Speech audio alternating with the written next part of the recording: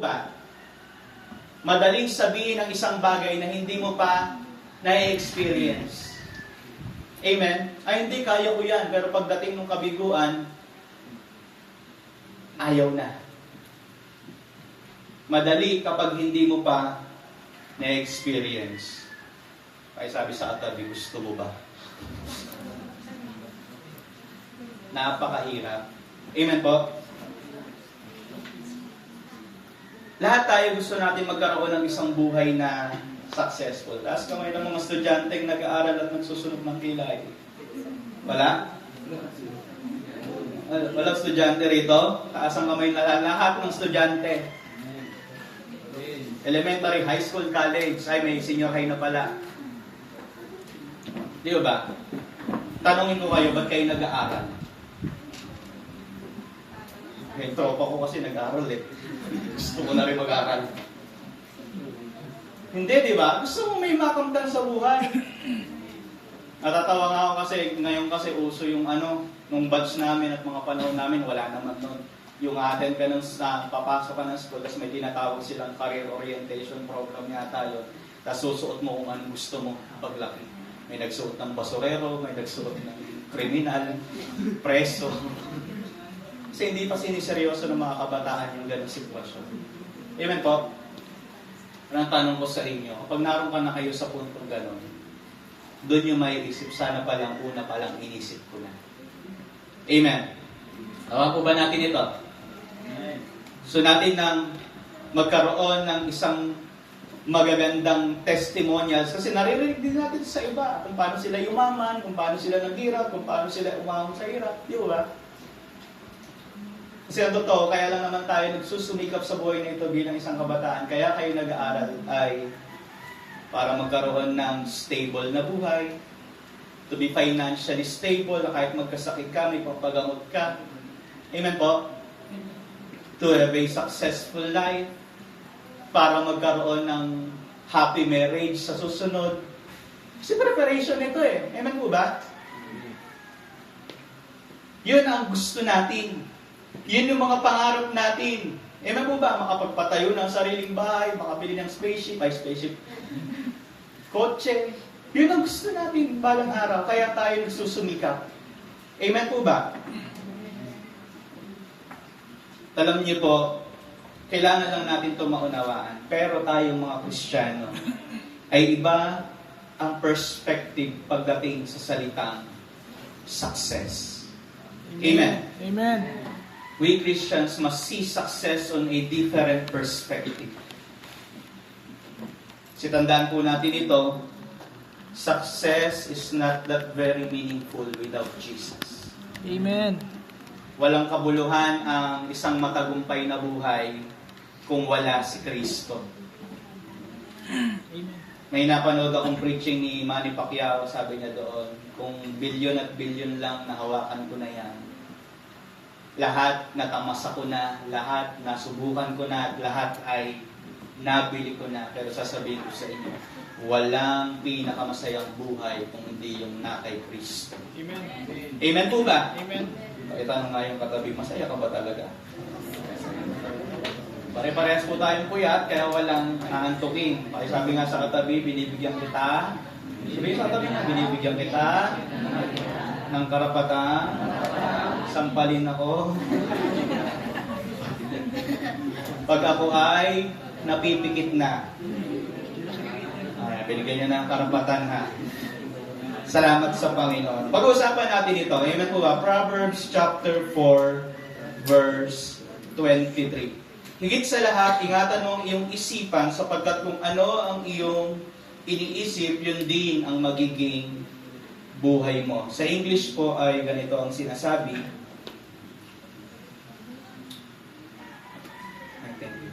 May name tag pala. Sabi po dito ay ganito, keep thy heart with all diligence, for out of it are the issues of life. Dito manggagaling yung mangyayari sa inaharap mo. Sa salin po ay, ng Tagalog, ang ginamit po dyan ay isip. Ano po ba? Mind. Pero ang ginamit po sa English at pati sa NIV ay heart. Ang heart po sa Hebrew word ay live. Ano po? Ang ibig sabihin kasi dito ay inner man, mind, will, and heart. Amen po ba? So kapag ginagamit dito yung salitang heart, ang tinutukoy dito ay hindi lang yung marupok na puso. Kasi isang napakalaking pagkakamali na pagkumparahin mo yung isip at puso mo. Ano nga po ba ito? Pandaraya ito ng kaaway. Anong pipiliin ko? Puso ko o isip ko? Ang sinasabi ng puso ko, mahal ko siya. Sabi ng isip ko, wag na.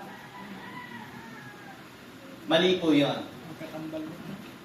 Kasi sa Biblia, kapag tinutukoy ay isip at kapag ang tinutukoy ay puso, pumapatungkol ito sa isang bagay na hindi dapat magkahiwalay. Ang puso at damdamin. Naunawaan po ba natin ito? Because heart means inner man, mind, and will. Yung nais mo, yung kaloob-looban ng pagkatao mo. Naunawaan po ba natin ito? Kaya hindi pwede na nagsasalungat tong mga bagay na ito. Kaya lang naman nangyari yon kasi sabi ng Biblia sa atin, kinurap ng kaaway yung ating mga puso. Amen. Ang puso natin ay mapandaya. Damdamin. Amen po ba? Yung damdamin natin ay mapandaya. Pero ang totoo, ang dalawang bagay na ito ay hindi dapat magkahiwalay. Amen. Amen. A Christian's heart towards greater success. Ano ba dapat yung puso natin bilang mga Kristiyano? Amen. Ano ba dapat yung puso natin patungkol sa pag-iisip? Ano ba yung dapat na hinaharap natin? Ano ba dapat yung maging sitwasyon natin? Ano ba dapat yung katagpuin natin bandang dulo? Marami tayong pangarap, marami tayong gusto, marami tayong ninais sa buhay na ito. Pero alam niyo po ba, meron pang mas higit dun sa mga nakikita natin na kailangan natin makatagpo sa buhay na ito. Kasi madalas ang naiisip lang natin ay yung mga bagay na nakikita natin. Kaya may mga pagkakataon na kapag lumalabo na yung bagay na nakikita natin, hindi na tayo nakakakita ng mga bagay na higit pa doon. Mukhang malabo na akong makapasa. Nangyayari, dumadating sa tagpo, nadidepress, nai-stress, malulugmok yung sarili dahil sa failures. Kasi doon lang tayo nakatingin sa level na kung saan, yun lang yung gusto natin makita. Tawag po doon ay the natural things of the eye. Amen. Now, meron pang mas higit doon. Amen. Ano po ba natin? Mahigit pang success na kailangang maunawaan natin. Ano nga po ba natin? Amen. Sa Greek, ang ibig sabihin ng heart ay phronema. Ibig sabihin naman ay thoughts and purposes. Ano nga po ba natin ito? Phonema. Yun ang kanyang Greek word. Ibig sabihin po nun ay thoughts and purpose. Amen? So from inner man, mind and will, now, kailangan maunawaan mo naman yung mga thoughts and purposes mo sa buhay na ito. Ano bang purpose mo? Bakit ka narito? Amen? Ano bang purpose natin? Because we must find our identity. Hindi pwedeng kung saan tayo madikit, ganun tayo. Ano nga po ba natin? Hindi pwede kung saan tayo nakakasama, yun din tayo. Kaya nga nagkaroon ng kasabihan sa English na tell me who your friends are and I will tell you who you are. Pero hindi tayo ganon bilang isang Kristiyano dahil may sarili tayong puso at layunin. Amen po ba? Ngayon, let us talk about ano ba dapat yung puso natin bilang mga Kristiyano. Amen. Una, a Christian heart knows what his Father wants. Amen. Ang isang puso ng Kristiyano ay nalalaman kung anong gusto ng kanyang Ama. Sino po ba ang Ama natin? Sino po? Panginoon. Ang Panginoon. John chapter 1, tayo ay mga itinuring na anak ng Diyos. We have all the right of being a children of God. May karapatan ka kasi anak ka ng Diyos. Amen po ba? Yes. Alam niyo po, may karapatan din ng Diyos na ipaunawa sa atin kung anong nais siya sa atin. Kaya nga sabi po dito, a Christian heart knows what his father wants. Alam mo dapat kung ano yung gusto ng tatay mo. May mga pagkakataon kasi gusto natin alam ng Diyos lahat ng pangangailangan natin pero di natin alam kung anong gusto ng Diyos. Ano po ba natin yan? May mga pagkakataon gano'n. Gusto mo lahat alam. Di ba Lord, alam mo naman to? Di ba Lord, ito yung gusto ko. Di ba alam mo naman to? Teka, kailangan mo muna malaman. Alam mo ba kung ano yung gusto niya? Natanong niyo na po ba? Amen. Gusto natin dapat alam ng Diyos yung gusto natin, pero hindi natin nalalaman kung anong gusto niya. At hindi iyon trabaho ng isang anak. Amen? May napanood ako isang bata. Kakain siya ng ice cream. Ayaw nung tatay niya. Sabi, Dad, can I eat ice cream? Sabi nung dad niya, hindi, matulog ka na. Sabi nung bata, I will teach you. Sabi niya, tuturuan ko kayo paano mapakoo yung tatay niyo kapag ano. Napanood yun na po ba yun? Tatagalogin ko na lang. Lumapit ulit. Sabi nung anak, Tay, pwede ba tayo magkwentuhan dun sa salas? At habang nagkikwentuhan tayo, kain tayo ng ice cream. Eh di nakakain ng ice cream yung bata, nahuli yung gusto ng tatay eh. Di ba ba? Ang gusto ng tatay, quality time. Ang gusto ng tatay, makakwentuhan yung anak niya. Kaya nun yung kapatid niya ang gumawa. Tay, pwede po ba maglaro ng apoy? Sabi ng batang matalino, mahinang nila lang. Rookie daw. Before we ask something from God na, Lord, ito yung gusto ko. Di ba? Ito yung nais ko. Tanungin mo muna, ano bang gusto niya? Kasi baka mamaya hingi tayo ng mga bagay na hindi niya naman gusto. Ano po ba natin ito mga kapatid?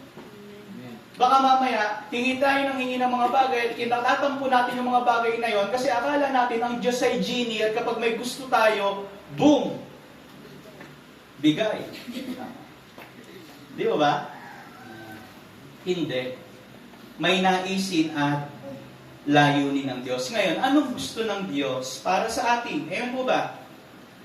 Kasi, a Christian must know what his Father's heart and what is his Father's want. Naunawa po ba natin ito? Amen. Una, sabi dito, a heart, ano ang pusong gusto ng Diyos at anong gusto ng Diyos para sa atin? Una, a heart that is ready to follow God's written standard. Naniniwala po ba tayo may standard ang Diyos? Amen.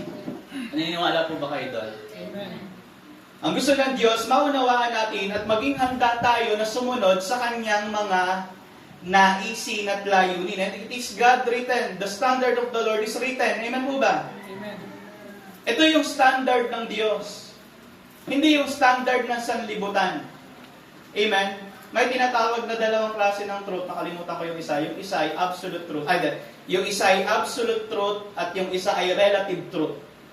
Ano yung relative truth? Ang relative truth, kung anong tama sa isip mo, yun ang tama. Kuwari, tama. Kuwari, itong papel na to ay itim at yun ang tama sa isip ko. Tama ako. Pero nakikita ni Brother JP, kulay puti ito at yun ang tama sa kanya. Tama rin siya. At titignan naman ni Brother Jared, sa hindi po, Pastor, pula yan. At yun ang tama sa kanya, tama rin siya. At ang sasabihin ng mga tao, at uso ito lalo sa Amerika, kung anong tama sa paningin mo, yun ang sundin mo. Anoan po ba? Madalas, kung anong tama, kung tama yan para sa iyo at itong tama para sa akin, magrespetuhan na lang tayo. That is relative truth. Amen po ba? Ibig sabihin, pare-parehas tayong may tama. Nanahan niyo po? Nanahan niyo po ba ako? Tama ka, tama rin siya. Di pare-parehas tayo may tama. Nanahan niyo po? Ngayon, ano naman yung absolute truth?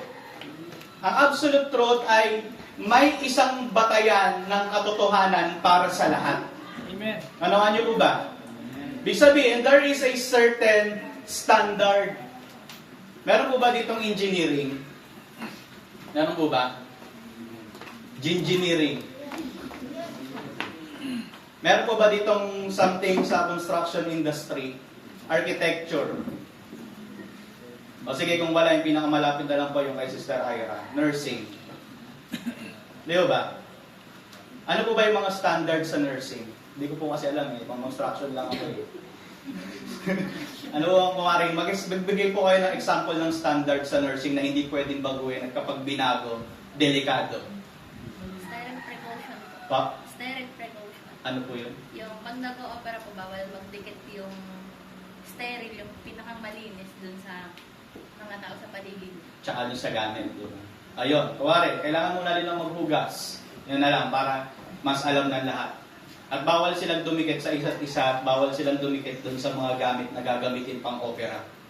Eh may makulit, ay hindi, kakain muna ako ng barbecue bago mag-opera. Naalala ko yung kay Mr. Bill, kumakain siya ng lips. Eh nag-opera. Nailuwa. Ay hindi, pagka gano'n niya, nalaglag. Nalaglag dun sa butas nung ino-operahan. Nabuhay naman. Pero that is not a standard. Amen po ba? Amen. So mabalik tayo. Sa construction industry naman, kahit isang pirasong pakong nagkamali ng size bawal. Pwede na lang kung kurap ka. Amen po? Sa amin, may isang pinitisyon na tulay sa Tanay. Kasi yung ginamit na bakal ay, ang tawag nila ay substandard. Na ito dapat yung size ng bakal na gagamitin, ang ginamit na bakal ay hindi, mas maliit para mas makamura. Pinitisyon yon kasi walang maidudulot na maganda yon at balang araw masisira lang yung tulay na ginagawa nila. Alam niyo po bakit napakahalaga nito?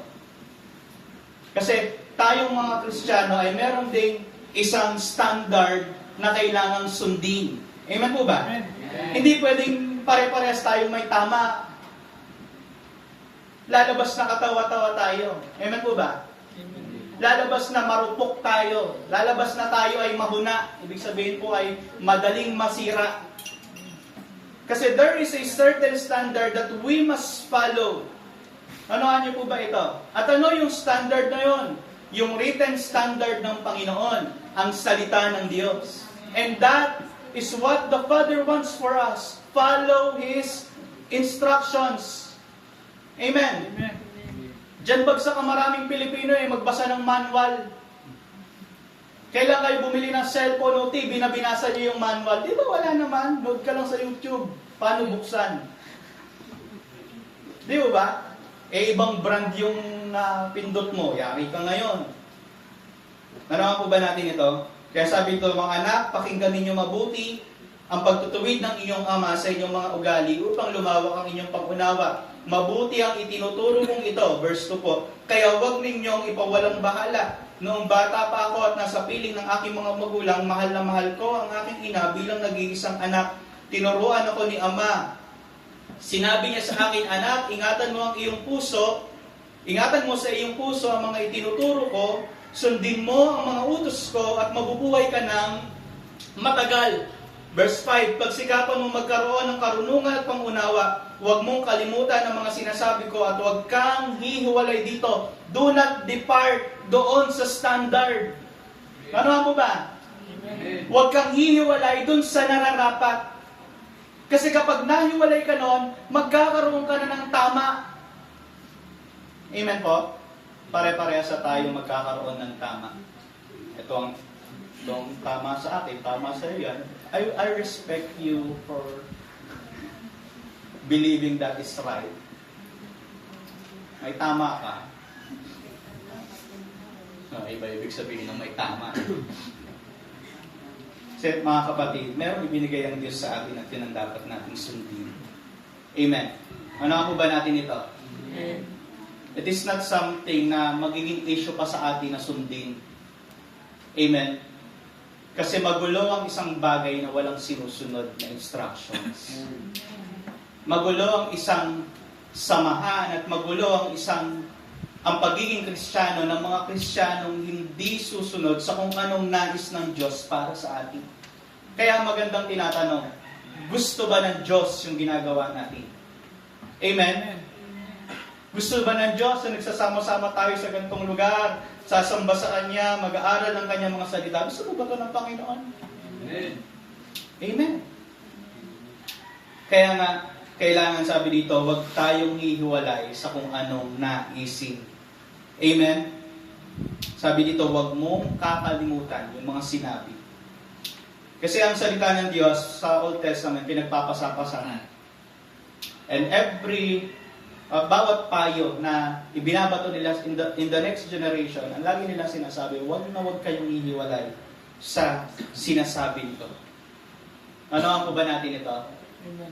Huwag na huwag kayong hihiwalay. Kasi kapag nag-umpisa kang humiwalay dyan, sabi ko po sa inyo, kakaroon ka ng sarili mong tama. Amen? Hindi, sabi na, hindi, mag-respetuhan na lang tayo sa isa't isa. Hindi, kailangan may magtama at may magsabi ng katotohanan. Amen? Amen. Pagkatasabi ng Biblia, ang katotohanan ang magpapalaya sa atin. Ano nga po ba natin ito? Kaya maraming nagugulong mga Kristiyano at hindi malaman kung anong mga pagdidesisyon sa buhay dahil yung puso nila ay malayo sa kung anong naisin at layunin ng Panginoon. Ano nga po ba natin ito? Amen. Kaya nga sabi ng Romans chapter 12 verse 2, but do not be conformed to the pattern of this world, but be transformed by renewing your mind. Amen? And when we speak about mind, it is not, hindi lamang ito tumutukoy sa utak mo, sabi ko nga kanina, ibig sabihin ito, di po ba, sa Hebrew, tumutukoy din ito sa kaloob-looban mo. Amen? Sa iyong inner man, sa iyong will, sa iyong heart, sa iyong thoughts, at sa iyong purpose. Amen po? Iyon ang kanyang pinatutungkulan. Letter B, ang sabi dito, isa pa sa gusto ng Diyos sa atin ay a heart that is ready to receive instructions. Amen. Amen. Isang puso na handang sumunod sa mga instructions. Naniniwala po ba kayo na kapag pinayuhan kayo ng magulang niyo at in-instruct kayo para sa isang maayos na pamumuhay, para sa ikabubuti niyo yon? Amen. Kaya nga sa panahon natin ngayon, may mga kabataan at madalas, maraming kabataang napapahamak dahil sa isang dahilan. Hindi marunong sumunod sa magulang. Kasi akala, hindi, naranasan ko, hindi. Okay lang yan, kaya ko yan. Tapos kahuli-hulihan ay bagsak. Kahuli-hulihan, napahamak. Bakit napahamak? Hindi naging marunong sumunod. Letter C, a heart that is ready to listen to advices for his future. Isang puso na handang tumanggap ng mga pagpapayo patungkol sa kanyang kinabukasan. Amen. Amen. Kung tinatanong natin ng Diyos, Lord, ano bang gusto nyo? Lord, ano po bang gusto nyo pagdating ng panahon? Ano po bang gusto nyo maging ako? Tumanggap ka rin naman ng payo. Ano po ba natin ito? Proverbs 19 verse 20. Listen to, kanta to ng mga bata eh. Listen to advice and accept instruction that you may gain wisdom in the future. Amen. Anong kanta ng pambata yan? Listen to advice and accept instructions. And in the end, you will be wise. Di ko alam, di nyo na alam kasi ilan taon ba ako naman? Di ba? 27 pa lang po ako. Siguro mga baby pa siguro yung iba sa inyo na. Sabi doon, matuto tayong tumanggap ng pagpapayo. Amen? May mga pagkakataon naman, pag pinapayuhan tayo, akala natin pinangungunahan tayo. Sino pong guilty? May mga ganun. Ako po, guilty ako to. Minsan may mga magpapayo sa akin, akala ko masyado nyo akong pinangungunahan. Alam ko desisyon ko sa buhay. Alam kung anong magiging kinabukasan ko. Pero bandang huli, kapag nag-fail yung gusto mo, maiisip mo, sasabihin mo sa kanya, sana pala sinunod kita. Sana pala tinanggap ko yung pagpapayo. Sana pala hindi siya ang pinili ko. Ending, nasaktan. Tandaan po natin to. Always listen to advice and accept instructions. Amen. Amen. Ang totoong matalino ay tumatanggap ng pagpapayo at mga instructions. Kapag ayaw mo nun, baka isa ka lang narcissistic na ayaw sumunod sa payo dahil tingin mo lahat ng nasa isip mo tama at magiging matagumpay. May tinatawag na narcissistic disorder. Parang disorder. Alam niyo kung anong sakit yon? Tingin niya sa sarili niya ay siya yung pinakatok-tok ng food chain. Ano po? Self-righteous. Lahat ng pagdedesisyon niya ay tama at lahat ay papunta sa maayos. Kaya lang ang nangyayari kapag dumating sa punto na ibinagsak siya at bumagsak siya, doon nag-uumpisang dumating sa pagkakataon na mabaliw-baliw siya. Yun yun. Ano po ba natin? At naging struggle ko po yan. Hindi ko. Sa kapatid ko. Kasi dumating sa pagkakataon, naglilingkod na ako sa Panginoon, nag-aaral ako ng Bible School, hindi kami magkasundo ng kapatid ko kasi ang kapatid ko po ay, naisasama sa simbahan, kaya lang tingin niya siya ang tama sa lahat ng pagkakataon. At hindi siya magpapa-under, may word pa nga siya na kahit kailan hindi ako magpapa-under sa'yo. Yun ang niya sa akin. At walang taong nakakakampi ng mga pagdidesisyon niya, miski mga magulang namin. Alam niyo po, nilaglag ng Panginoon. Mahilig siya sa Blackpink. At hindi lang basta mahilig. Merong pandemic, merong hosting ng mga concert niyan. At isa siya sa mga nag-host ng mga event ng mga fans club ng Blackpink at binabayaran siya ng malaki. At lalo siya naging narcissist. Binibilan ako ng sapatos tapos magdagaway kayo, isusumbat sa'yo. Sapatos mo lang nga lang, ako pa bumili. Wala kang kwenta. Kapatid ko bunso. Dalawa lang po kami. Alam niyo, bumili ng sapatos. Sinend niya yung ID niya sa proof na totoo at legit siya. Yung pala siya na yung na-scam. Yung dalawang ID niya ay ginamit sa pang-i-scam ng iba. Sabihin po, nagkaroon ng identity theft. Ginamit pang-i-scam at malalaki. Mini-message siya ng mga na-scam, papapatay kita, ganito, ganyan, ganyan. Lapit siya sa akin ngayon. Sabi niya, kuya, ang gagawin ko? First time yan Sabi ko, ayos Kasi may prayer ako, Panginoon, kung hindi ko siya kaya, kaya niyo siya. At ipapaunawa niyo sa Kanya na yung ginagawa niya hindi okay. At syempre, inihanda ko na yung sarili ko kasi kapag nag-pray kayo ng isang kamag-anak na hindi maligtas-ligtas at inuusig kayo, tandaan niyo po ito, kapag kumilos ang Panginoon sa kanila, imposible hindi rin kayo damay. Maaapektuhan at maaapektuhan din kayo. Kapatid ko yun Kung ano mang mangyari sa kanya, apektado ako. Amen po ba? Amen. Mahal ko yun, kahit ganun yun. Buong pamilya namin magiging affected. Nag-assign instruction, sige, ganito gawin mo, punta ka na cybercrime. I-file mo at kapag may magsisend pa sa'yo ng death threat, isend mo yung final mo sa cybercrime. Sabi ko sa kanya, mag-pray ka kung anong layunin ng Diyos sa'yo, hindi ka para dyan. 2 months lumipas, ang sabi niya sa akin, Kuya, di ba nakakahiya kung mag-church na ako? Kasi, bago siya, inaway niya lahat ng miyembro sa church. Pinaratangan niya ng kung ano-ano ng mga chismosa. Siya lagi pinag-uusapan. Kasi nga, matakas Lagi ikino-compare sa akin, bakit ako? Wala kung ano nakikita na, ba't daw kuya niya mabait?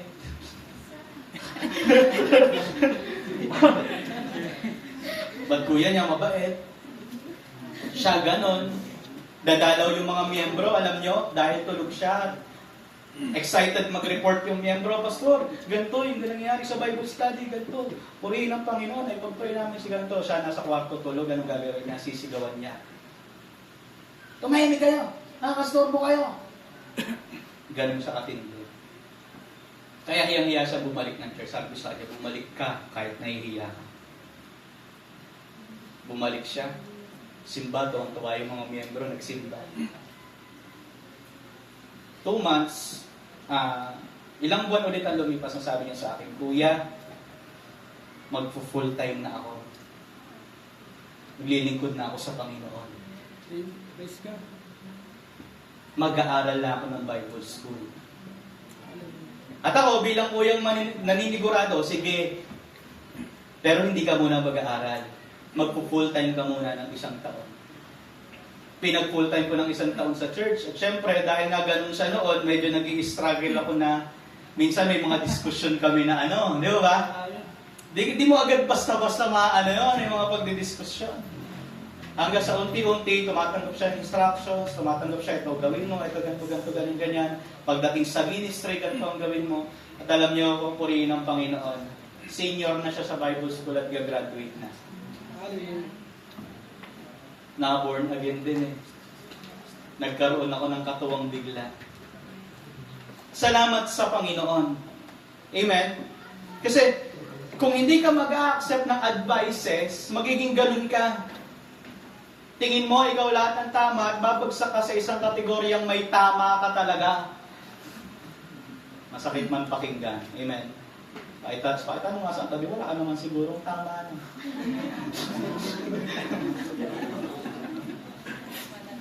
Ay, Pastor, may tama pag meron. Amen. So, ano daw yung gusto ng Diyos? Una, isang pusong handang sumunod sa kanyang mga panukala. On His standard. Amen. Secondly, a heart that is ready to receive instructions. And number 3 is a heart that is ready to listen to advices for his future. Huwag kayo matatakot makinig sa advice ng iba patungkol sa kinabukasan. Amen po? Pangalawa, dito po tayo sa pangalawa. A Christian heart knows what is from his Father. Ang isang pusong Kristiyano, nalalaman niya kung ano ba yung gusto at ano ba yung alam ng kanyang Ama. Amen. Alam ng isang Kristiyano kung ano ba yung sa Diyos at hindi. Yes. He can discern something o hindi. Kalooban ba ito ng Panginoon o hindi? Alam mo na agad kung sa Panginoon yan o hindi, kung anak ka niya. Amen.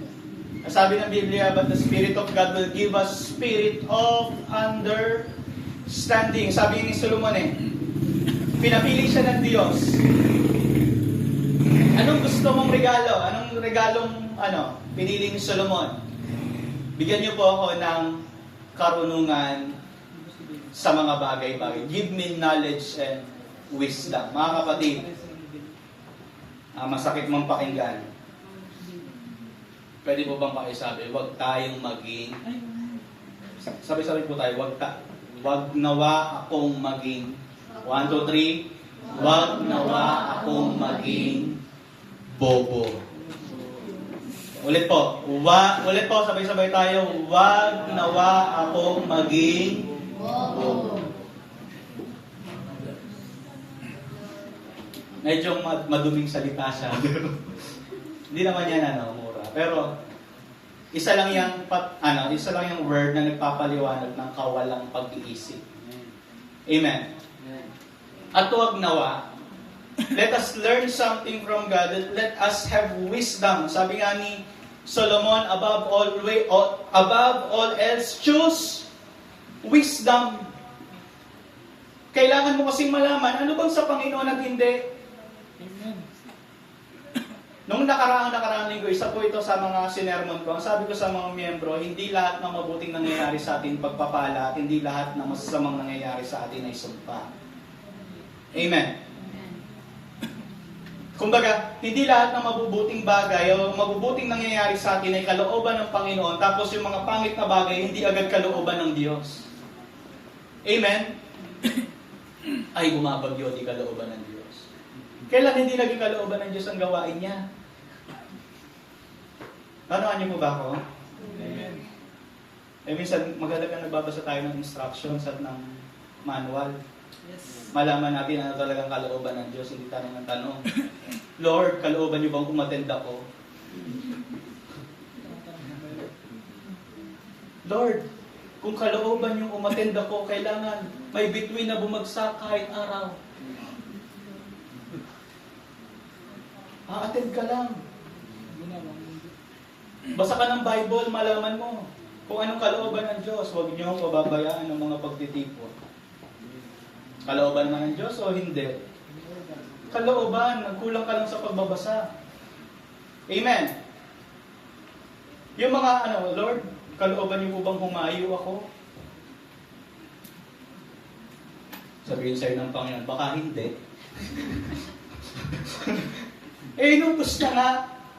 Matthew chapter 28, ang sabi, humayo kayo sa lahat ng sulok ng daigdig. Yung mga obvious, hindi na tinatanong. Amen po ba? Ano niyo po? Ay sabi sa katabi, obvious na nga eh. Amen. Alam ng Diyos kung ano, alam ng isang pusong Kristiyano kung ano yung sa Diyos at hindi. Amen. Amen. Una, it avoids the path of the wicked. Ina-avoid ng mga Kristiyano yung lakad ng masasama. Amen. Psalms chapter 1, lagi yung pinauulit-ulit. Ano po sabi doon? Basahin nga natin na sabay-sabay. Psalms chapter 1.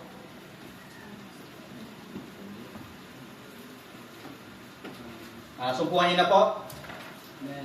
Sabi dito, mapalad ang taong hindi namumuhay ayon sa payo ng masasama o sumusunod sa mali nilang halimbawa at hindi nakikisama sa mga taong namumutya. Sa halip ay nagagalak siyang sumunod sa mga aral na mula sa Panginoon at araw-gabi ito'y kanyang pinagbubulay-bulayan.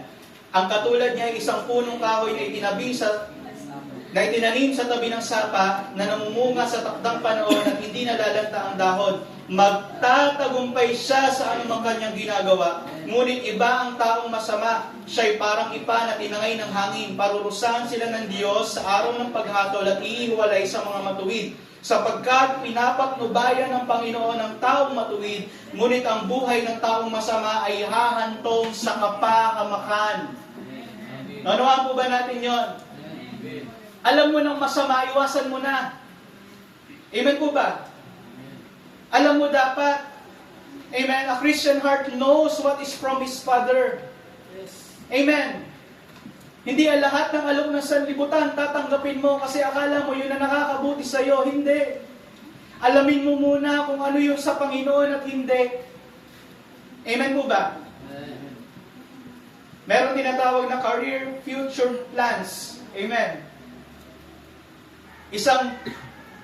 Isang pagpaplano kung ano yung magiging kinabukasan mo. Mag-aaral ako ng 6 na taon sa elementary, mag-aaral ako ng 6 na taon sa high school, mag-aaral ako ng 5 taon sa college.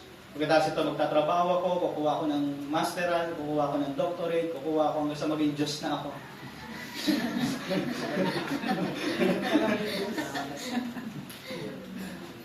Alam niyo po, hindi lahat ng alok ay nakakabuti. Amen? Hindi lahat. Hindi lahat ng... Kaya alam niyo maraming Pilipinong na dali ng networking. Amen? Isang buwan lang may kotse ka na. Same as with people who are victimized by prosperity gospel. Amen? Ibigay mo lahat ng first fruit mo at pagkatapos nito, makapagpatayo ka na ng malaking bahay, saluhin mo. Inaatin lang kami seminar na gano'n. Ako naman, sabi ko, yan na yung kotse, saluhin mo. Lord, mabigat yun. Hindi lahat mabuti. Amen. Hindi lahat ng alok ay mabuti. Hindi porke maganda sa pandinig, mabuti. Amen. Amen. Kaya nga alam mo dapat ano ba yung sa Panginoon at ano ba yung hindi. Nung sila, Apostol Pablo ay naglalakad sa isang lugar, merong isang dalaga doon, nagsisigaw siya, ito na yung mga lingkod ng Diyos, dumadating na sila, ipapangaral nila ang salita ng Diyos. Maganda po ba yung sinasabi? Maganda, welcoming yun eh. Nasabi nila, lumayas ka Satanas. Maganda na yung sinasabi eh. Pero alam nilang hindi sa Diyos sapagkat yung babae isang mangkukulam. Amen. Amen. Ano nga po ba natin ito? It avoids the path of the wicked. Amen. Amen. 1 Corinthians chapter 2 verse 16. Sabi po dito.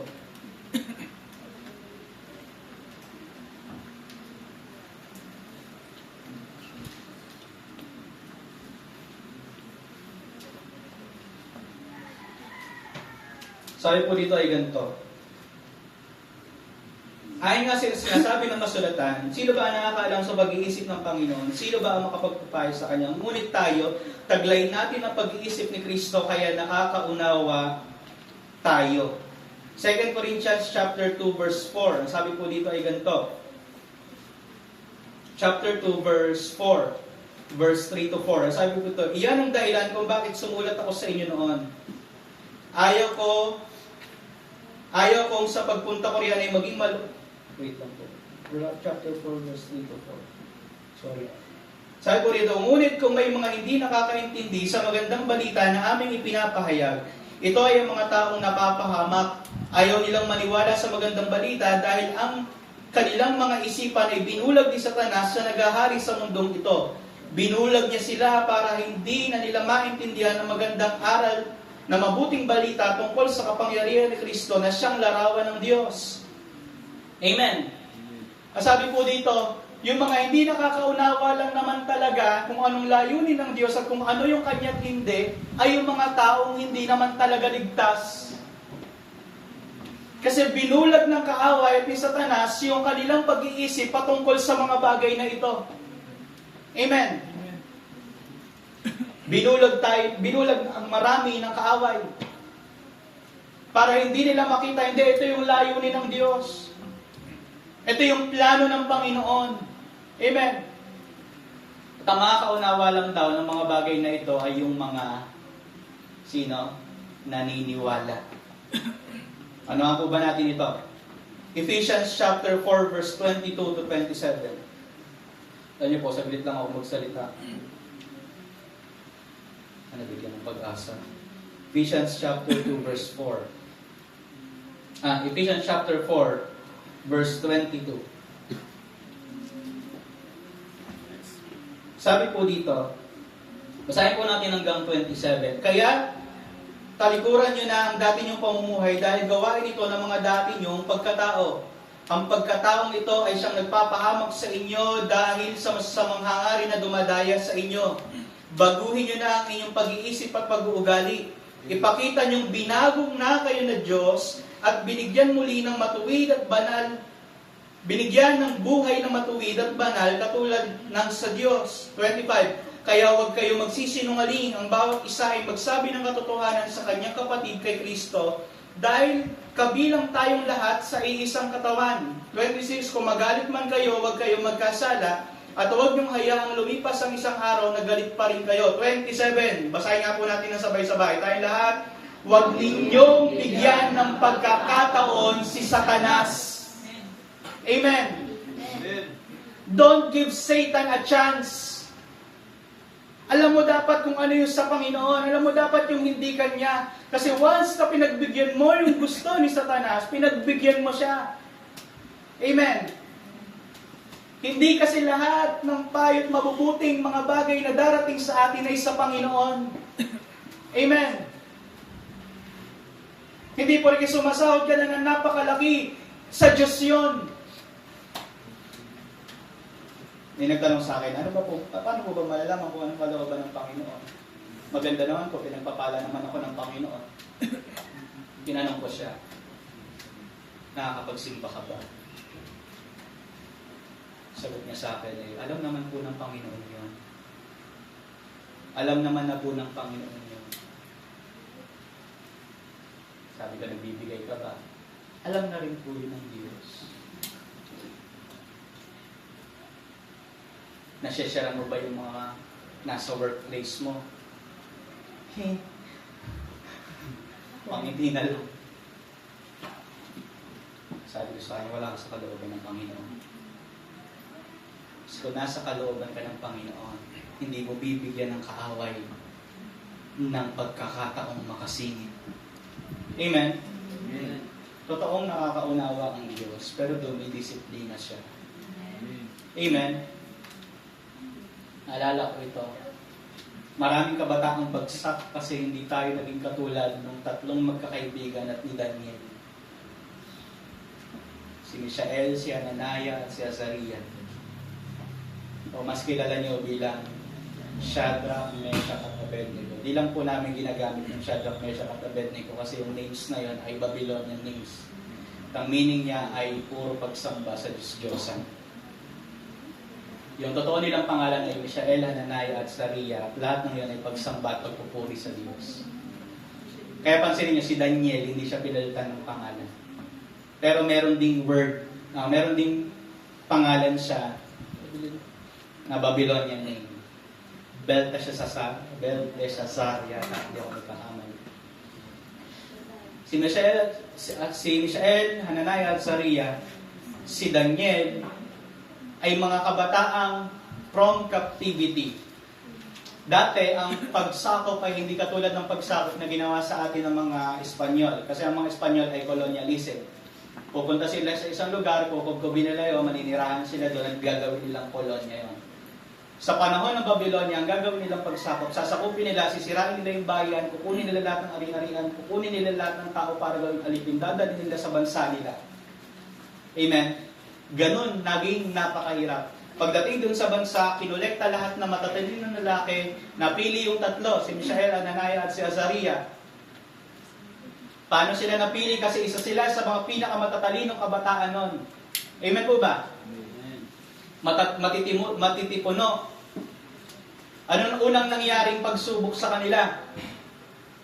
Sabi nung hari ni Nebuchadnezzar, pakainin niyo mga yan ng asin feast, isang mga inihandog sa Diyos-Diyosan ng mga pagkain. Anong ginawa ng tatlo? Kumain ng gulay. Amen? Kaya pag inahilan tayo ng sisig sa harapan, ewan ko na lang.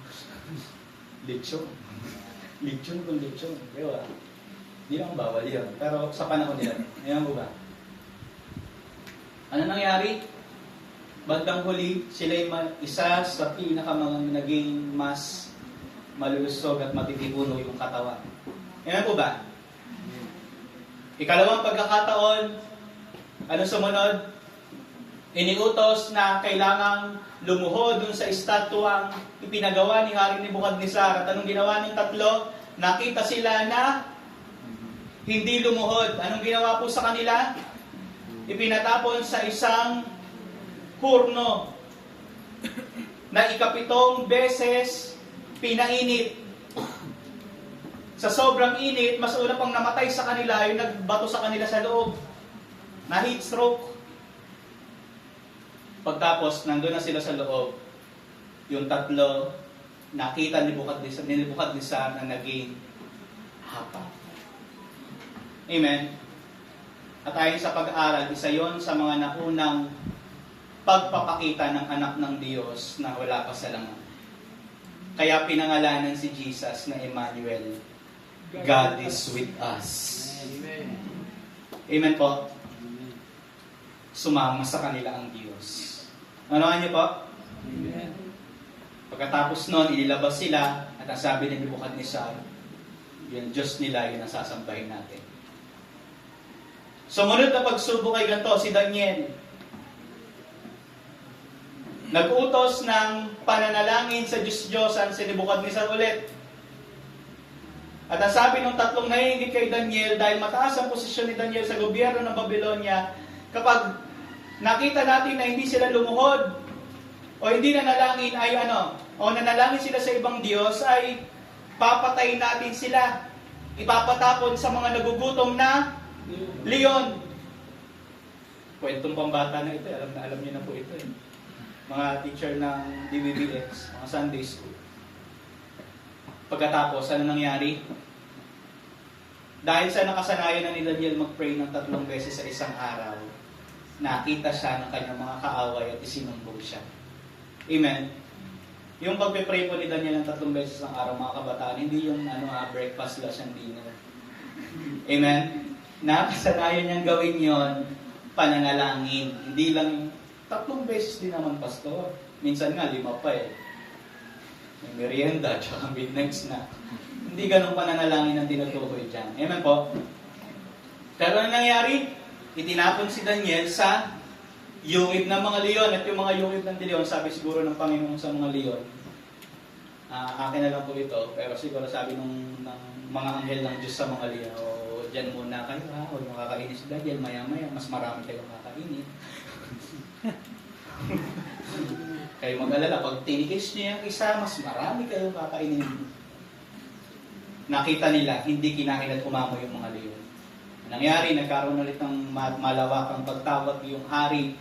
At yung pagtawag na yun, ang sabi niya, sasambahin natin kung sino yung Diyos na sinasamba nila.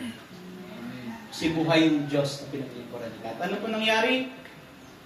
Yung mga nagsumbong at yung mga nagtapon, sila yung pinakain sa leon. Amen. Hindi nagiging successful ang mga kabataan at madalas ay bumabagsak. Minsan may mga nagkakaroon ng magandang buhay pero bumabagsak sa pagiging Kristiyano ay dahil hindi nila napanindigan yung nararapat. Amen. May mga bagay na kailangan kang palagpasin pero may mga bagay na kailangan mong panindigan. At una na doon yung pagiging Kristiyano mo kasi nais yun ng Diyos. Amen po ba? Amen. Alam mo na sa Panginoon mo. At imposible na pabayaan ka ng Panginoon. At alam niyo po, may isa kaming kaibigan, yung sumulat ng, kami po nila Pastor Daniel, magkakaibigan po kami, magkakasama kami sa music. Isa po kaming kaibigan, si Brother Noriel Anyanin, katrabaho siya sa Meralco. Siya po yung nakapag-compose ng, hindi sa lakas o kapangyarihan, kundi sa Kanya, na hindi nangiiwan, buhay ko'y may tagumpay pagkat siya Diyos. Sa aking buhay, pagsubok man ay sumalubong, bagyo at unos, o di kaya'y daluyong. Magpupuri pa rin siya'y sasambahin, katapatan niya ay awitin pagkat siya'y Diyos sa akin. Patay na po siya ngayon. Dinayalisis siya ng 1 taon, at habang dinadialysis siya at may sakit, nagsusulat siya ng mga kantata, mga naisusulat niya yung mga joyful songs. Joyful songs. Nagtatrabaho siya sa Meralco at alam niyo po, every youth camp ng Dorothy Church District 8, ang ginagawa niya, i-OT niya na lahat ng trabaho nung linggo bago mag-youth camp at pagkatapos ko, na-attend siya ng buong camp. Pag hindi siya pinayagan, mag-out siya ng maaga, tatawid siya ng isla, sa Talim po kasi ginaganap yun, Talim Island, ginawa ng Rizal. Isang isla na 1 oras ang biyahe, mahigit. Tatawidin niya gabi-gabi, makatid lang siya ng revival. Pag wala siya sa preparation ng youth camp, ang gagawin niya, magpapadala siya ng pangkain ng mga nagpe-prepare. Magpapadala siya ng mga pangangailangan doon sa lugar. O ano pang kailangan natin dyan? Kami kami ang special kasi kakasama kami sa music. O anong kailangan natin? Ano bang request nyo? Kailangan namin na string, kailangan namin ganito, magpapadala siya. Bibigyan niya kami ng merienda at pagdating niya doon sa mismong campsite, may pasalubong siya sa amin. Ganon yung sakripisyo niya taon-taon, mag-POT niya na lahat, tatapusin niya lahat ng trabaho. Pagkatapos ito, doon niya ibubuhos lahat sa camping leave niya. At kada may gawain, kada may pagmimisyon, ganon ang ginagawa niya sa gawain. Kahit puyat, kahit pagod, nagsasakripisyo alang-alang sa gawain. Kasi alam niya, ito yung layunin ng Diyos at maninindigan siya para dito. Inaaway siya ng mga kapatid niya madalas dahil may mga pagkakataon na todo buhos siya sa gawain at akala nila walang natitira sa kanya. Pero alam niyo po, nung namatay siya, nagulat yung mga kapatid dahil may bugkus ng pera doon sa mga gamit niya na naipon at namatay siya ng maayos. Meron pa po siyang mga kanta na hindi pa namin na-record. Pero yung isa sa pinaka tumatak sa aking kanta ay yung isang solemn, yung All I Long For. Ang sabi doon ay, I open my heart, I give you my... Everything I am, I offer it all, my Jesus. All worldly desires, in your throne I lay down. For your spirits fall, and all I long for my life be pleasing, Lord, to you. Nung pinasa niya sa amin yung kanta na yon na raw, boses niya lang. Yung boses niya ay paus na talagang hirap ng huminga. Pero sumasamba pa rin sa Panginoon. Ano idadahilan mo sa Diyos? Amen po ba? Isa yun sa mga nagpalakas sa akin. Nung namatay siya, bago siya mamatay, nakaratay siya sa higaan, naroon kami, katabi niya kami, umaawit kami ng masasayang kanta, hanggang sa ililibing na siya masasaya na sabi ng mga tao, bakit masaya yung awit? Patay siya. Dapat malungkot kayo. Hindi, i-compose niya to. Nung nagkakasakit niya, inaawit niya to, taawitin pa rin to hanggang ngayon. Amen. Kasi mabuti pa rin ang Diyos kahit anong nangyari at nanindigan siya. At sasabihin ko sa inyo, bagamat ganun na nangyari, nakita ko, pinagtagumpay siya ng Panginoon, labas sa pagtatagumpay na alam natin. Amen po? Amen. Kapos yung alam nating tagumpay kumpara sa tagumpay na inilaan ng Diyos para sa atin. Amen. Tandaan niyo po yan, kapos yung naiisip mong tagumpay. Kung ang tagumpay mo'y hanggang lupa lang, mag-isip-isip ka. Amen po? Mag-isip-isip ka. It relies on the message of His Father before walking. Yung puso natin nagre-rely lagi sa Panginoon bago lumakad.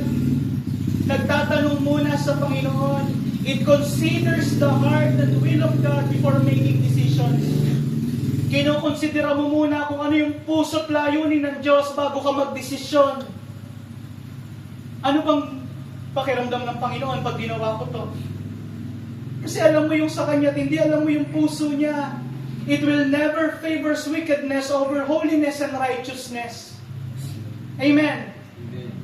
Alam mo dapat kung anong nararamdaman ng Diyos sa mga pagkakataon nagkakamali ka ng desisyon at gusto Kanyang ituwid. Amen po? O marami na rin po akong pagkakamali, marami na akong mga desisyon na masasabi kong hindi nagtagumpay. Pero isa ang nakita ko, oo, may mga hindi pagtatagumpay, pero may mga pagkakataong ang Diyos ay dinadivert tayo at binabalik tayo sa daang dapat nating lakaran. Amen. Amen? Hindi ang ba, nirara-direct niya tayo. Amen. Pangatlo, ito po kung tatapos, a Christian's heart is attentive and sensitive to the Father. Amen. Ang puso ng isang Kristiyano ay attentive and sensitive. Amen. Alam mo, pag sinabi agad ng Diyos na hindi, sensitive ka pag hindi sa Diyos. Ay, hindi sa Panginoon itong nangyayari na to. Lord, hindi ito ang kalooban mo. Amen. Tandaan natin, ang puso natin ay galing sa Diyos. Kanino galing ang puso niyo? Amen. Kaya nga ang puso natin ang isa sa pinaka-sensitive na hindi dapat ibinibigay sa kung sino. Amen. A Christian's heart is attentive and sensitive to the Father's voice. As it was from the Father, it feels what the Father feels. Kung ganun ka-sensitive, isa yun sa mga panalangin ko na nag-aaral ako ng Bible School. Sabi ko, Panginoon, bigyan mo nga ako ng isang puso na kagaya ng puso mo. Let me feel your heart. Sabihin ko po sa inyo, pag na-feel niyo yun, sabihin ko sa Lord, patayin niyo na lang ako. Kasi hindi natin kaya. Pero may mga pagkakataon na ipaparanas at ipapaunawa sa iyo ng Panginoon sa pamamagitan ng pakiramdam na, anak, ito yung puso ko, ito yung damdamin ko patungkol sa mga bagay na ito. Amen. It thinks what the Father thinks. Yung pusong galing sa Diyos, yung pag-iisip na galing sa Diyos, iniisip nito kung ano yung iniisip ng Ama. Hindi sarili. Amen po ba? Amen. And third is, and it is always aligned to what the Father's will. Lagi itong naka-align sa kung anong layunin ng Panginoon. Kaya kung yung plano mo ay hindi na naka-align, mag-isip-isip ka. Amen. Kailangan mo nang magpa-align. Amen. Because a heart and mind of a Christian is always aligned to what the Father wants, what the Father's will. Amen. Ano niyo po ba? Naka-align yan lagi sa kung anong naisip ng Diyos. Tanong yung mga katabi mo, naka-align ka pa ba? O baluktot ka na? Sa mga nagmumotor po, may mga nagmumotor po ba dito? Amen. Anong pakiramdam ng gulong na wala sa align? 8, kumbaga. Ganun-ganun yung gulong mo habang umaandar. Kabahan ka na pag nag-banking ka, tiyak na patay ka. Amen po? Salamat sa Panginoon. Amen. Tayo po ba'y mga Kristiyano? Amen. Ang mga puso po ba natin ay Kristiyano na? Amen. Ano yung una? A Christian heart knows what his Father wants. A Christian heart knows what is from his Father. And a Christian heart is attentive and sensitive to the Father's voice. Tandaan po natin ito, success is not something that we can achieve that easy. Yung pagtatagumpay, hindi madali yan. But by guarding our hearts and aligning to what the Father wants, surely help us and direct us towards the victory that is beyond the victory this world has to offer. Yung tagumpay na nakikita mo, medyo babababaan mo pa ng konti nang matanaw mo kung ano yung tagumpay na nararapat. Amen. Above natural things are supernatural things. At yun yung tagumpay na ninanasa ng Diyos para sa bawat isa sa atin. Na nakagraduate po ako ng high school kasi wala pa namang K-12 na nasabi ko sa Panginoon, ganito yung gusto kong mangyari. Gusto kong maging IT po ako. Kasi nung batch namin ay kasagsagan ng tawag dito, surge ng mga IT na talagang yun ang in-demand. Ngayon kasi ang in-demand, edo, nursing. Pero sa amin, ang batch po namin, ang in-demand talaga ay Bachelor of Science in Information Technology kasi lahat kami magkakaklase mahilig mag-Dota. Kala namin, gagaling ka sa Dota pag nag-IT ka. Sabi ko, gusto ko mag-Dota. Napakababaw. Gusto ko mag-Dota. Gusto ko mag-IT. Amen. Ito yung gusto ko. Malaki ang sahod kasi ng mga at nakikita namin. Uwi ako sa Pampanga. May nag-support sa akin. Nag-aaral ako ng prime. Sabi ng Panginoon sa akin pagka-graduate ko ng high school. Maglingkod ka na sa akin, hindi ko pinansin. Punta ako ng Pampanga kasi watak-watak ang pamilya namin. Hiwalay yung mga magpapa ko, yung kapatid ko, nasa papa ko, ako nasa Pampanga, sa side ng mother ko, doon ako nag-aral. Kung saan-saan lang ako napunta. Sa inuman ng magkaklase, tigaluto ng pulutan. Ganun nangyari sa buhay ko doon. Biglang umuwi yung nanay ko galing abroad. Kaya no choice kung hindi sabi ko, wala, tigil ka muna. Sa pagnanasa ko makapag-aral talaga, nag-vocational ako at pagdating ng vocational, sabi ko, Panginoon, ito talaga yung gusto ko. Nag-iba na naman. Gusto ko mag-ayos ng maraming cellphone. Kasi kasagsagan naman yun ng smartphones. Alam niyo po, awa ng Diyos, nagsara yung eskwelahan. Hallelujah. Nagsara. Isa siyang tech box school, tapos nagsara. Tanong na ako sa Panginoon, sabi ko, Panginoon, ano ba talaga ng kalooban? Tanong ako sa tita ko, tita, mag-aaral na ako ng theology. Sabi ko, theology para 4 years, magagamit ko pa rin pagtatrabaho. Kasi kapag nag-theology ka, bachelor ka pa rin, Bachelor of Science in Theology. Sabi ko, magagamit ko sa ganito, ganyan. Ang plano ko hindi magpastor, gamitin sa pagtuturo, pwede ako maging values educator, pwede ako ganyan. Pangarap pa rin. Sabi sa akin ng tita ko ni Pastor Evelyn, hindi, walang kapuspusan dyan. Doon ka sa Bible School. 2 years. Para ka lang nag-aral dyan. Doon ka sa Bible School, pumunta ka sa sentro. Alam niyo po, dala-dala yung requirements ko, yung sakay kami sa isa sa sakyan nila Pastora Joan. Makita-kita ko yung school, bukas na ulit. Bukas na ulit. Sabi ko pa, hindi, tutuloy na talaga ako. Hanggang sa nakita ko yung layunin ng Panginoon, senior po ako nagkaroon ng gawain sa tanay at hanggang ngayon nagpapatuloy yung gawain. Amen. Hallelujah. Sabi ko, banlugi ako. Minsan dumadapo sa isip ko yung, may pagdapo si Satanas sa'yo. Makikita mo yung kaklase mo sa Facebook, may kotse na, may bahay na, may ganito na. Sabi ko, Panginoon, ako pag walang gawain, nakatambay sa bahay.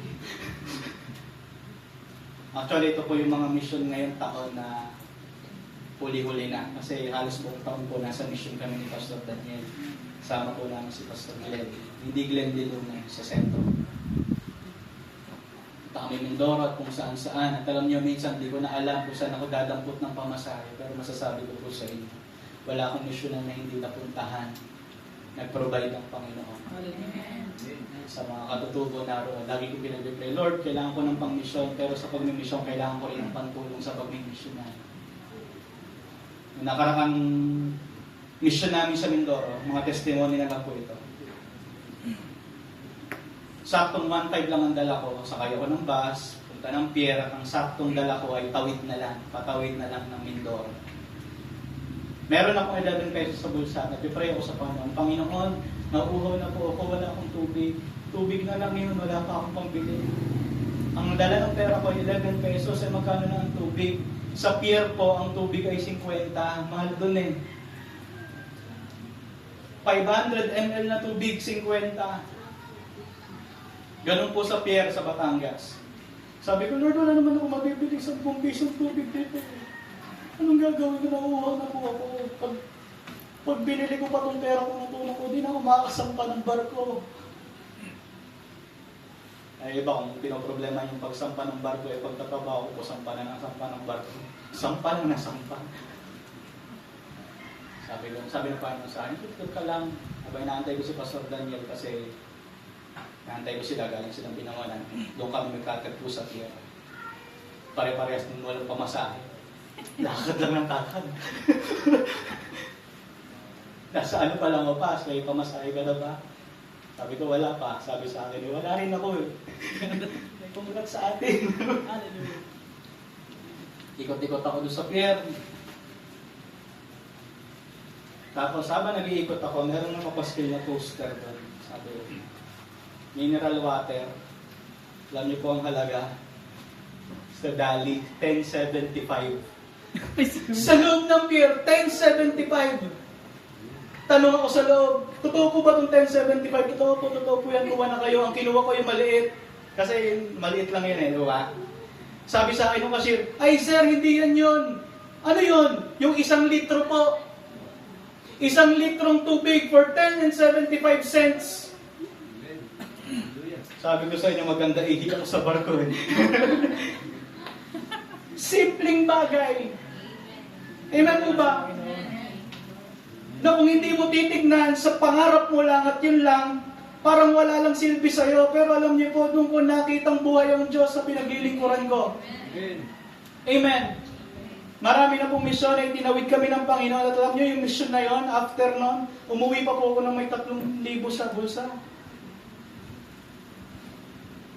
At alam niyo mga kapatid, kung titignan mo lang ngayong pangarap mo ngayon, sasabihin ko po sa inyo, you miss something far greater than you imagine. Amen. Amen. Iba't ibang lugar na po kami nagpunta. May patotoo pa nga po yung kasama ko si Pastor Daniel. Nagpunta po yun ng Taiwan. Di ba lang magkano lang ang pera niya yata nun. Ang pera niya ay 1.5 kung di ako nagkakamali. Pagdating niya sa airport, akala niya wala na siyang babayaran. Yung pala may babayaran na travel tax. Alam niyo po magkano yung travel tax? 1.5 din. Kaya pumunta siya ng Taiwan na zero balance. Alam niyo, nakauwi may cellphone na bago.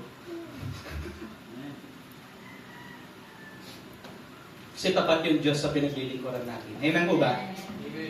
Tapat yung Diyos sa pinaglilingkuran natin. Ang kailangan lang magkaroon tayo ng puso.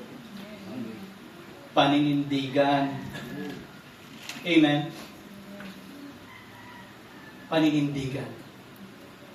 Magkaroon tayo ng kaisipan na Panginoon. Wala naman talaga ako. Ano pang maipagmamalaki ko? Magtitiwala na lang ako sa inyo. And that is the success I want to give to you. Success far different from what we imagine. Supernatural success. Amen? Kala mo malayo pa yung success na iisip mo, pero hindi, mas may greater pa doon. Yung paglilingkod sa Panginoon. Kabataan. Marami ng kabataan na wala sa Panginoon. Naayaw ka pa ba? Amen. Mga kabataan, marami ng mga kabataan na nalalayo sa Panginoon, mga kaibigan, yung tiyak na pupunta sa impyerno, tapos papetiks-petiks lang tayo. Hindi tayo ganon. Nagsusumigasig tayo, ipangaral ang salita ng Diyos, susumigasig tayo maglingkod sa Panginoon. Kasi iyon ang nararapat para sa mga taong tunay na inibig ng Diyos at kinaawaan ng kanyang biyaya. Amen. Yun yung success sa gusto ng Panginoon. Diyos, naranasan ko na pong makasakay ng eroplano nang walang pera din. Naranasan ko na yung iba't ibang bagay na walang pera din. Babiyahe po ako weekly nang hindi ko na alam, ano ba, pupunta ba ako o hindi. Basta lakad lang. Minsan may mga pagkakataon na nakasakay ka na sa bundle lang, dadating yung pera. Wala po kaming allowance lalo sa destino. Pero may Diyos kaming pinagtitiwalaan. May Diyos na tumawag. May Diyos na maaasahan. Amen? Kaya salamat sa Panginoon. Alam niyo po, isa ito sa mga awit na, yung inawit ko po kanina, isa sa mga awit na lagi kong pinapakinggan. Karapat dapat ang Panginoon sa lahat ng meron tayo. Amen? Sabi dito, worthy of every song we could ever sing. Kung tingin mo ay okay na siya sa mga kinakanta mo, teka hindi, mas far greater pa doon ang halaga ng Diyos. Worthy of all the praise we could ever bring. Worthy of every breath we could ever breathe. Amen.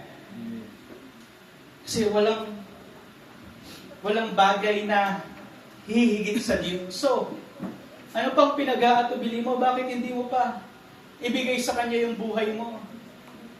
Why not build your life on a foundation that will never be shaken? Amen. Itayo mo na yung buhay mo sa isang pundasyon na alam mong hindi ka masisira, hindi ka tutumba. At ang pundasyon na yon ay ang Panginoon. Amen. Amen. Ang pundasyon na yon ay ang Panginoon. Tinatawag ko po yung mga musician, mga kapatid. Sa pag-awit natin sa Panginoon, kausapin natin ang Diyos. Lord, hindi, talagang karapat-dapat naman talaga kayo dito eh. Amen?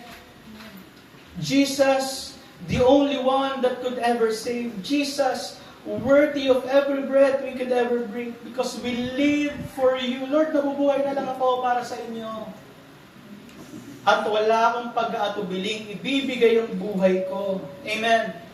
Sabi sa bridge, it is a firm foundation and I will put my trust in you alone. Di mo pa alam kung ano magiging kinabukasan mo. Magtiwala ka sa Panginoon, alam niya. Ang sabi ng salita ng Diyos, mas bilang ng Diyos ang iyong mga buhok. Meaning to say, mas kilala ka niya kaysa sa pagkakakilala mo sa sarili mo. Amen. So, bakit hindi mo ipagkatiwala yung buhay mo sa Panginoon ngayon? Bakit hindi mo maipaglingkod sa Diyos yung buhay na nararapat para sa Diyos? Nais ng Panginoon, maunawaan mo ito. Itayo mo sa Kanya yung pundasyon ng buhay mo at hindi Kanya pagkukulangin. Hindi masasayang yung ginagawa mong paglilingkod. Hindi masasayang yung mga ginagawa mong mga bagay para sa Panginoon kasi tapat siya. At kapag nagtiwala tayo sa Kanya, imposibleng bibiguin ka niya. Amen. Habang kayo nakaupo, awitin nga po natin muli itong kanta na to. Tapos, mamaya pag tumayo tayo, awitin natin po sa Panginoon na parang, Lord, wala akong ibang pagtatayuan, ikaw lang. Wala akong ibang pagkakatiwalaan, ikaw lang. Hallelujah, hallelujah. Kaya purihin natin ang Panginoon. Hallelujah. Praise you, Jesus. Praise you, Jesus. Hallelujah, hallelujah. Praise you, Jesus. Hallelujah. Worthy of every song we could ever sing. Worthy of every praise we could ever bring. Worthy of every breath we could ever bring. We live for you. Jesus, the name above everything. Jesus, the name above every other name. Jesus, the only one who could ever save. Worthy of every breath. Worthy of every breath we could ever breathe. We live for you. We live for you. Minsan pa nga, worthy of every song we could ever sing. Worthy of every song we could ever sing. Worthy of every praise we could ever bring. Worthy of every breath. Worthy of every breath we could ever breathe. We live for you. Jesus, the name above every name. Hallelujah. Jesus, the name above every other name. Jesus, the only one who could ever save. Worthy of every breath. Worthy of every breath we could ever breathe. We live for you. We live for you. Holy, holy, there is no one like you. There is none beside you. Open up my eyes in wonder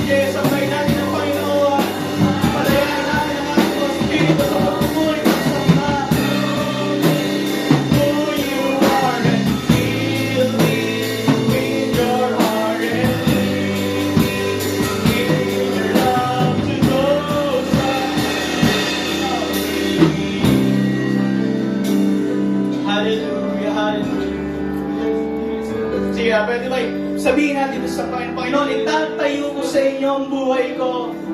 Hallelujah. Ipagkakatiwala ko sa inyo, magtitiwala ako. Amen. Lord, Hallelujah. kahit di ako sigurado, magtitiwala ako. Kasi alam ko tagumpay kayo. At lalakaran ko yung pagtatagumpay na nais nyo. Hallelujah. May plano kayo higit kaysa sa plano ko na magpapatuloy ako. Lord. Magtitiwala ako sa inyo. Hallelujah. Hallelujah, Jesus. Hallelujah. Hallelujah. And I will build my life upon your love. It is a firm foundation, and I will put my trust in you alone, and I will not be. Please stand back. I will build my life upon. Sige, pagkatiwala mo sa Diyos ang buhay mo. Hindi ka malulugi. I will put my trust in you alone, and I will not be. Say, I will build my life upon your love. It is a firm foundation, and I will put my trust in you alone, and I will not be. Please, that I will build. Itatayo ko ang pananampalataya ko. Magtitiwala ako sa inyo. Hallelujah. And I will put my trust in you alone, and I will not be holy. Holy, there is no one like you. There is none beside you. Open up my eyes in wonder and show me who you are, and fill me with your heart and in your love to those around me. Holy, holy, there is no one like you. There is none beside you. Open up my eyes in wonder and show me who you are. Fill me, Lord, in your love to those around me. And I will build my life upon your love.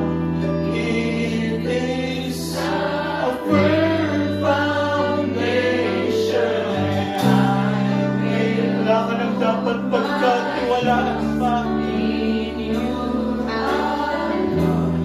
Wala kang kasiguraduhan, magtiwala ka sa Holy, there is no one like you. There is none. Sabi ko sa kayo, buksan nyo nga yung mata ko, makita ko yung grado niyo, Panginoon. And show me who you are, and fill me with your heart, and lead me in your love to those around me. And holy, there is no one like you. There is none beside you. Open up my eyes in wonder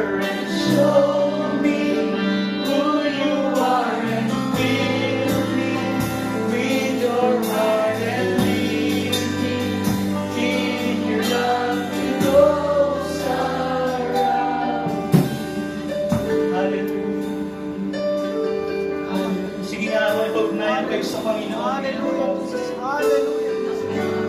Lord, I am not that sure kung ano yung magiging katapusan, ano yung magiging dulo, pero magtitiwala ako sa iyo. Lord, Hallelujah, hallelujah. alam ibang lahat. Sige, may panahon kayo, makipag-usap tayo sa Panginoon. Salamat, Panginoon. Salamat. Hallelujah, hallelujah. Hallelujah. Mga manunugtog, mga awit, tumawid kayo sa Panginoon. Kung gusto niyo maging effective yung pagpapaawit, pagtugtog, Hallelujah. pagtiwala na sa Panginoon at kayo mo yung pundasyon mo sa Kanya. Jesus. Hallelujah. Walang kwenta ang lahat ng yan kung hindi mo magiging pundasyon ng Panginoon.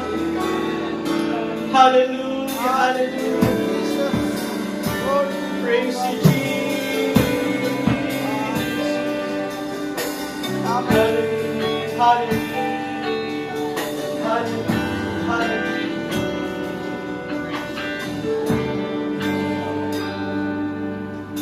Hallelujah. Hallelujah. Praise you. Sige, lumapit tayo sa Panginoon. Natin tignan yung oras. Ay mo sa Panginoon, Panginoon, kayo ang kailangan. kailangan, Panginoon. Wala nang iba, Panginoon. Kailangan. Makakatayo lahat ako dahil sinisiwala ako sa iyo. Kailangan aming pag-asa, Panginoon. You know about my future, O Lord, so I will Nakakaalam put my ng lahat. trust in you. Aming pag-asa. Hallelujah. Hallelujah. Mga kabataan, kailangan kayo ng Panginoon. Yes, Jesus. Yes, Jesus. Hallelujah. Hallelujah. Kailangan ng mga tatay alang-alang sa dakilang pangalan niya. Kailangan ng mga kabataang maninindigan. Uwi niyo ako. Hallelujah. Hallelujah. Uwi niyo sila. Sila maglingkod sa inyo. Tama. Naayos sa inyong kalooban, Panginoon. Salamat, Panginoon. Aking Panginoon,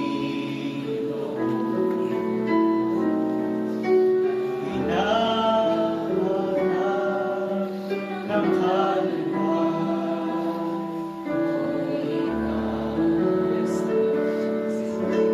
Damdamin man sasaktan, hindi pa rin ito makahadlang sa pagtulog ko.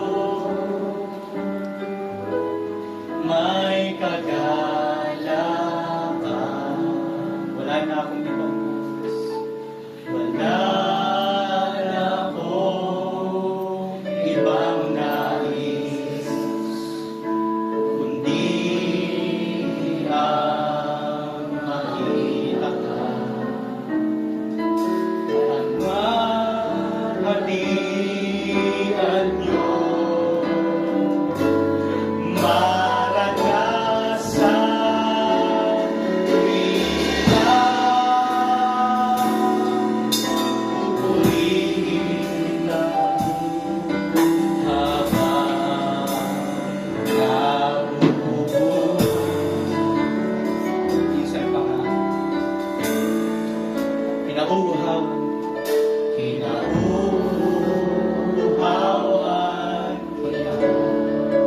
aking Panginoon. Aking. Sige, muli dalangin natin ito sa Panginoon.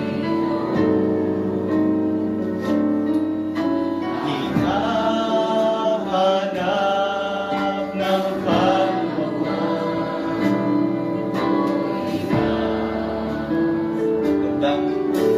Damdamin man nasasaktan, hindi pa rin ito makahahadlang sa pagtulog. May kagalakan. Sabi nga natin sa Panginoon, wala na akong dalaga ko.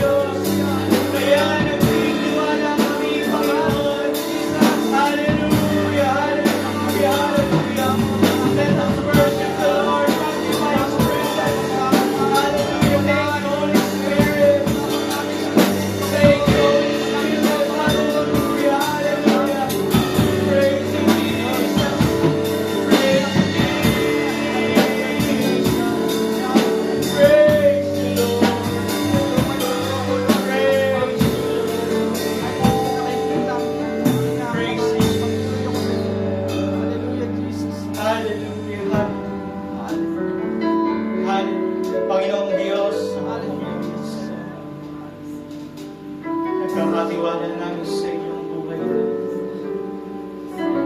Tulungan niyo ang mga kabataang ito na maranasang patuloy ang pagsama niyo. Magkaroon kami ng isang pusong handang tumuwang sa mga gawain ipinagkatiwala niyo sa amin. Bigyan niyo kami ng puso bilang isang Kristiyano na patuloy na nagmamahal, sumusunod at nagtitiwala sa inyo, Panginoon. Yes, Jesus. Hallelujah. Pagpalain niyo ang bawat isa sa amin, Panginoon. Makapatindigan kami sa pananampalataya. Makatayo kami ng matatag Ang aming sandigan, Panginoon. sa pananampalatayang binigay niyo at pinagkaloob sa bawat isa. Hallelujah. Hallelujah. Praise you, Jesus. Puri namin kayo, Panginoon. Pinapasalamat sa pangalan namin, Panginoon Jesus. Sa pangalan.